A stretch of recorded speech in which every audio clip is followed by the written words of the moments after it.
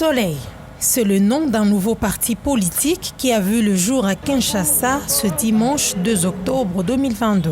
Ce parti aux couleurs de Mère Nature se lance le défi de lutter contre le changement climatique en vue de protéger la planète, tel que le souligne son président, le Dr Médard Diadia.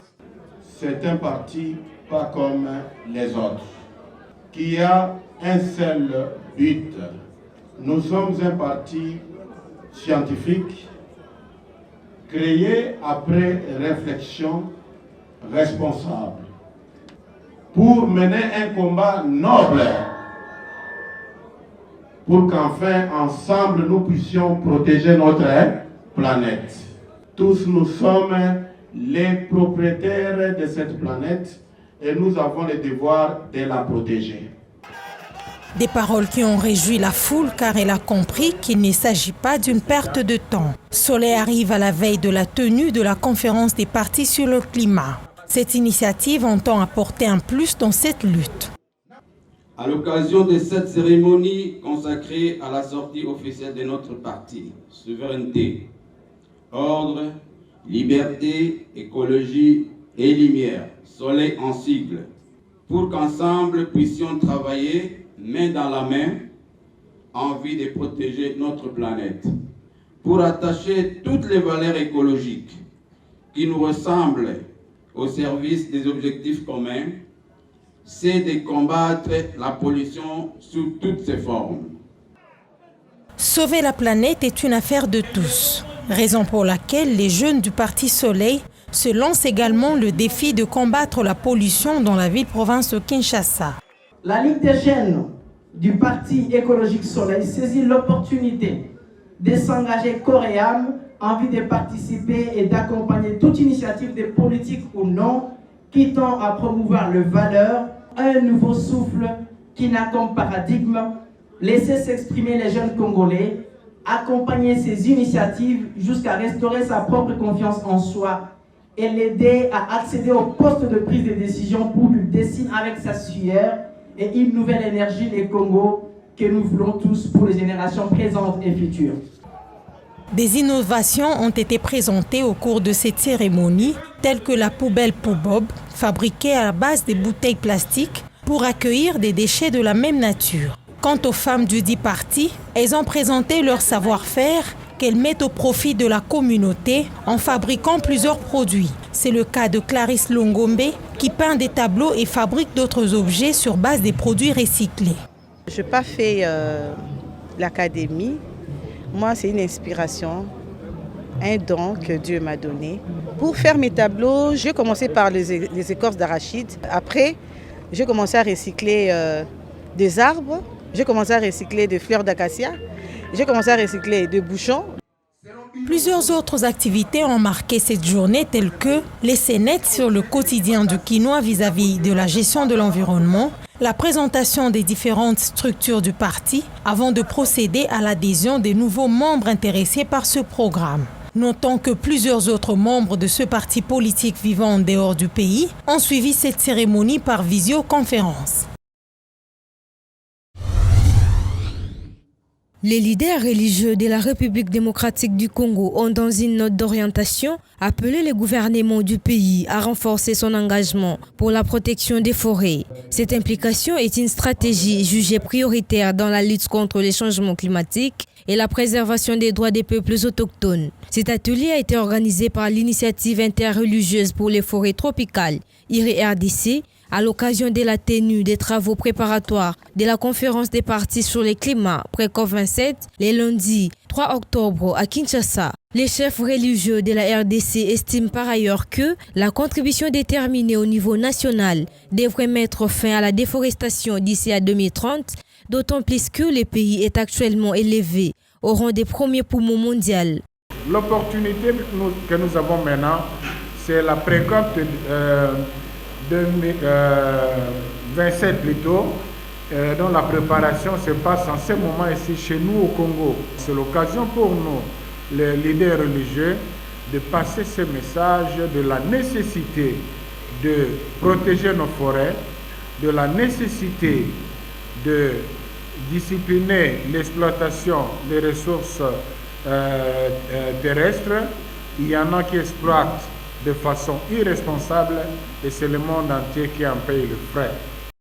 Les assises des travaux préparatoires de la 27e conférence des partis de Kinshasa est une opportunité clamée par les églises du Congo pour que les décideurs politiques apportent des améliorations en faveur des communautés locales et peuples autochtones. C'est ici l'occasion pour nous d'insister sur le fait que notre engagement en tant que des institutions ecclésiastiques ne se limite pas dans un domaine quelconque. Donc c'est un engagement global de la vie nationale, mais aussi de la sauvegarde de notre patrimoine commun qui est l'humanité. Donc à ce titre, si nous devons organiser cette activité en marge de la pré-COP, c'est aussi pour déjà faire entendre la voix et soumettre notre plan de contribution dans les réflexions qui sont déjà en cours. Signalons par ailleurs que la note d'orientation produite à ces jours sera déposée au ministre des pays membres de la Convention cadre des Nations Unies sur les changements climatiques lors de la pré-COP 27 à Kinshasa du 3 au 5 octobre 2022.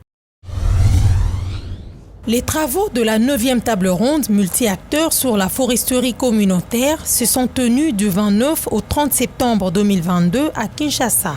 Pendant 2 jours, toutes les organisations qui œuvrent pour la gestion durable des forêts en République démocratique du Congo se sont mis ensemble pour définir des mécanismes de financement durable et équitable à mettre en place en vue de soutenir davantage la foresterie communautaire, mais aussi sa prise en compte dans les réformes sectorielles en cours au pays. Il y a des avancées, c'est-à-dire que 13 provinces qui ont des concessions forestières, que vous avez suivi dernièrement à la télé. Madame était au site Kivu pour présenter les concessions, les titres de concessions forestières. Donc c'est quelque chose de très important et il faudrait évoluer jusqu'à atteindre les 26 provinces. Et à la même occasion, nous invitons à ce que les autres provinces doivent s'approprier pour qu'on arrive à mettre en place cette foresterie communautaire de l'ensemble de la République démocratique du Congo. Le directeur exécutif du Centre d'appui à la gestion durable des forêts tropicales, CAGDFT, est convaincu que l'opinion a déjà compris l'importance de la foresterie communautaire. Cependant, il reste encore beaucoup à faire. Nous voulons à ce que l'opinion tant nationale qu'internationale, qui a déjà reconnu l'importance de la foresterie communautaire, puisse aussi comprendre que la foresterie communautaire vient comme étant une solution basée sur le droit pour atténuer les changements climatiques et pour l'adaptation à ce changement climatique qui constitue aujourd'hui un problème. Et cette 9e édition va effectivement, à travers son communiqué final, faire des recommandations dans ce sens-là pour davantage appeler le bailleur de fonds, les partenaires techniques et financiers, à soutenir le processus. Et nous allons aller avec ce message à l'après-COP 27, au segment politique qui va s'organiser du 3 au 5. La RDC compte à ce jour 152 concessions forestières des communautés locales CFCL, représentant un total de près de 3 millions d'hectares grâce à un cadre légal, réglementaire et institutionnel désormais complet. Sachant que l'impunité bat encore son plein au pays, quel mécanisme de garde-fou est-il mis en place pour conserver ce patrimoine? Il y a des outils, madame, qui permettent à ce que ces concessions soient gérées. C'est le plan simple de gestion. Les acteurs se sont déjà mis à l'élaboration de ces plans simples de gestion, donc, qui sont en cours dans la plupart de provinces. Nous pensons qu'au terme de la validation de ces plans simples de gestion, les activités liées à la gestion durable et au développement vont prendre de l'envol. Et c'est pour ça, au fait, que nous avons souligné l'importance de la recommandation faite à Yangambi par les scientifiques qui ont mis l'accent sur le financement des plans simples de gestion des concessions forestières des communautés locales déjà octroyées. Il est prouvé que confier la gestion des forêts aux communautés locales et peuples autochtones qui y vivent et en dépendent est le moyen le plus juste et efficace de les protéger. Les dernières années ont vu une vraie reconnaissance de la communauté internationale de l'importance de soutenir les communautés locales et les peuples autochtones pygmées dans la sécurisation de leurs droits et leur propre mode de gestion comme une solution clé pour la lutte contre le changement climatique. Et ça, c'est très important pour la planète entière. Mais pour la Rainforest Foundation UK, cette question a été toujours importante parce que nous pensons que c'est une voie de développement pour la République démocratique du Congo. Ce qui a réjoui les peuples autochtones présents à ces assises. Pour nous, le peuple autochtone, d'abord, c'est une opportunité. Actuellement, nous pouvons comptabiliser plus de dizaines de concessions forestières des communautés locales et des peuples autochtones qui sont sécurisées issues du processus de la foresterie communautaire. Mais aussi les points focaux des provinces. La foresterie communautaire actuellement, elle est le modèle de conservation de la nature par excellence. Et ça doit avoir des activités continues, notamment les renforcements des capacités, parce qu'il y a des innovations. Maintenant qu'on est dans la phase d'acquisition des titres, alors on va entamer la phase de gestion et exploitation des concessions de forêts de communautés locales. C'est une phase beaucoup complexe. Ces travaux interviennent à la veille de la tenue de la 27e conférence des parties sur le climat. Une occasion pour les différentes parties prenantes de se pencher sur ces questions en vue d'apporter un grand plus à ces assises qui se profilent à l'horizon.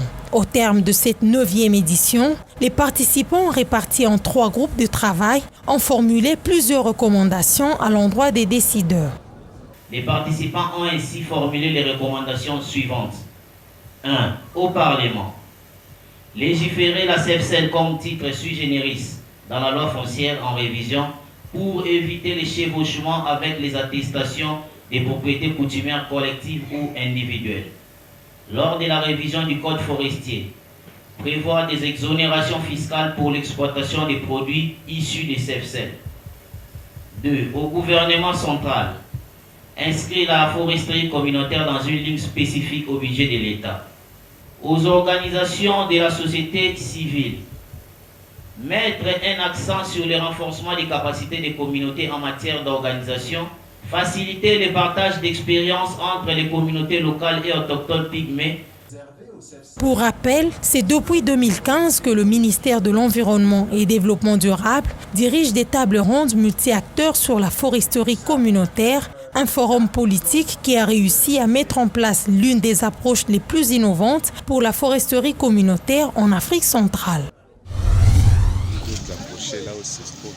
L'approvisionnement en eau potable demeure un casse-tête pour plusieurs ménages de la République démocratique du Congo en général et ceux de la ville-province de Kinshasa en particulier. C'est la raison de la multiplication des forages dans des zones où la desserte en eau s'avère insuffisante ou inexistante. Pourtant, la Régie des productions et distributions d'eau envoie des factures à ses abonnés chaque mois. Pour certains experts, le forage est l'une des menaces pour le sol, car certaines sociétés l'exercent sans recourir aux experts en la matière pour une identification préalable du sol. Dans toutes ces sociétés-là qui font depuis, il faudrait savoir s'il y a l'expertise avérée, s'il y a les environnementalistes à l'intérieur, s'il y a de géologues, il faut savoir où forer, comment forer. Et l'on est en train de donner des coups sur la roche-mère. Or, la roche-mère, c'est ce qui soutient la partie qu'on peut dire les supports de la vie. Donc, la terre, la mer même, la roche-mère qui soutient la vie, est en train de subir de perforations, ça et là. Ça veut dire qu'il y a un équilibre qui peut s'observer. Peut-être pas à la surface, mais à la profondeur. Donc du coup, c'est une question qui nous renvoie à beaucoup d'études et c'est à l'issue de ces études que nous pouvons donner des résultats probants. Par la problématique du sol, la qualité de l'eau produite par le forage est sujet des questionnements. D'aucuns se demandent si elle est propre à la consommation.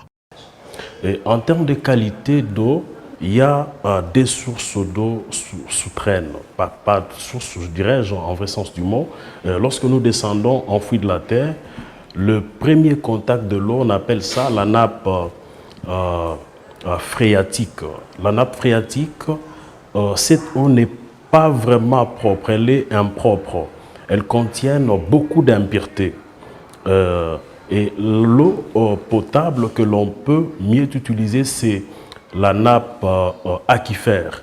Maintenant, pour y aller en profondeur, ça nécessite beaucoup de moyens parce que le coût est élevé vu la profondeur pour aller faire remonter cette eau. Maintenant, l'eau que l'on voit dans plusieurs forages ici à Kinshasa n'est pas vraiment potable parce que c'est l'eau de la nappe phréatique.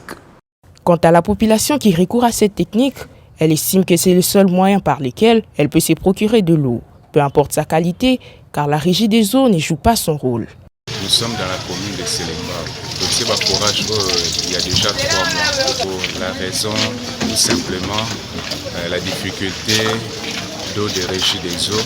Nous approvisionnons pas d'eau convenablement. On a une difficulté d'eau potable de la régie des eaux.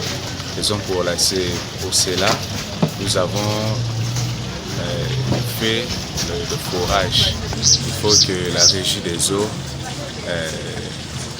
nous approvisionne de l'eau potable que nous, la population, en avons besoin, selon que le gouvernement interpelle la régie des eaux, pousse les agents, les employés qui sont au niveau de la régie des eaux pour qu'ils fassent le travail convenablement et que nous puissions encore répondre, utiliser l'eau de la régie des eaux. Procurer de l'eau à la population incombe de la responsabilité du gouvernement. C'est ici l'occasion d'interpeller l'autorité compétente à ce sujet, car la population recourt de plus en plus au fourrage pour combler ses déficits en eau tout en ignorant les dangers que cette technique représente sur les sols.